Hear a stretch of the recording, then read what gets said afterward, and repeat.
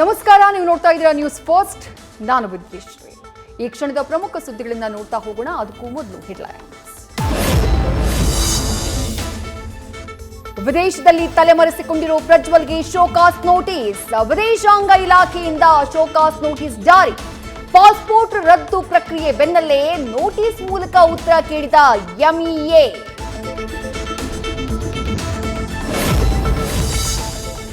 ಹಾಸನದಲ್ಲಿ ಅಶ್ಲೀಲ ವಿಡಿಯೋಗಳ ಹರಿದಾಟ ಪ್ರಕರಣ.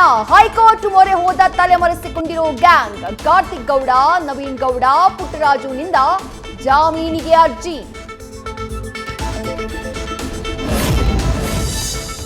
ನಿರ್ಮಾಪಕ ಸೌಂದರ್ಯ ಜಗದೀಶ್ ಆತ್ಮಹತ್ಯೆ ಪ್ರಕರಣಕ್ಕೆ ಟ್ವಿಸ್ಟ್.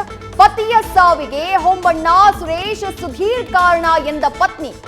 ಸುದ್ದಿಗೋಷ್ಠಿ ನಡೆಸಿ ಪತಿ ಸಾವಿನ ರಹಸ್ಯ ಬಿಚ್ಚಿಟ್ಟ ಶಶಿರೇಖಾ.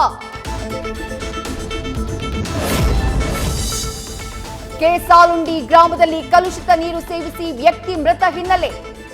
ಕುರಿಯಕೊಸೈ ಬೋಗಾದಿ ಪಟ್ಟಣ ಪಂಚಾಯಿತಿಯ 3 ಅಧಿಕಾರಿಗಳು ಅಮಾನತು.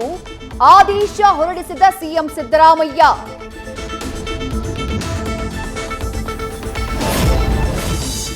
ಕುಡಿದ ಮತ್ತಲ್ಲಿ ಈಜಲು ಹೋಗಿ ಪ್ರಾಣ ಕಳೆದುಕೊಂಡ ಯುವಕ.